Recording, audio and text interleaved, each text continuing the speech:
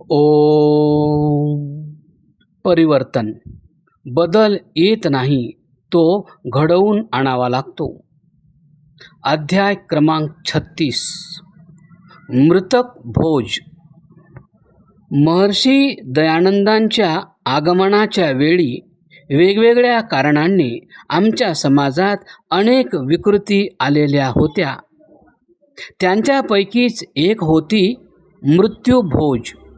म्हणजे परिवारात कोणाचा मृत्यू झाल्यास सगळ्या गावाला भोजन करविण्याची परंपरा. आता ही परंपरा पाळण्यास धनवान लोक तर सक्षम होते, पण गावातील गरीब शेतकऱ्यांना जेव्हा धर्माच्या नावावर ही परंपरा निभावण्यासाठी सार्वजनिक रूपात बाध्य विवश केले जात असे, तेव्हा अनेक परिवार हिच्या बोजाखाली इतके दबून जात होते की पिढ्यानपिढ्या ते कर्जातून बाहेरच निघू शकत नव्हते. ते मृतक भोजाकरिता सावकाराकडून ऋण घेत असत, जमीन गहाण ठेवत असत, पैसा परत देऊ न शकल्यास बेगार करत असत. म्हणजे सावकारांच्या घरी विनामजुरी नोकरी आणि एवढ्या परिवारात अजून एखादा मृत्यू झाल्यास परिवार आणखीनच कर्जात बुडत जात असे.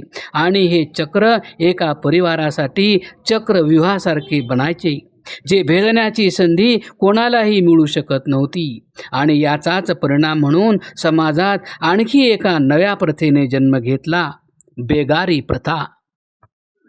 पूर्ण परिवार आपल्या वडीलधाऱ्यांचे कर्ज फेडण्याच्या नावावर सावकारांकडे मजुरी न घेता, पैसा न घेता नोकरी करत असे. मोबदल्यात फक्त खाण्यासाठी अन्नधान्य मिळत असे. यामुळेच समाजात हे वर्ग जन्मले, जाती विभेद आणि द्वेष निर्माण झाली, दरी वाढत गेली, अशिक्षितपणा वाढत गेला. आणि याच कारणाने पुढील परिणाम आपण पाहूनच आलो आहोत. महर्षींनी या स्थितीचे गांभीर्य ओळखून मृतक भोज व मृतक श्राद्ध या परंपरा पूर्ण रूपाने अवैदिक असल्याचे सांगितले आणि स्पष्ट खंडन करत समाजात हिच्यापासून पूर्ण सुटकेची बाब उचलून धरली. परिणाम पण आले.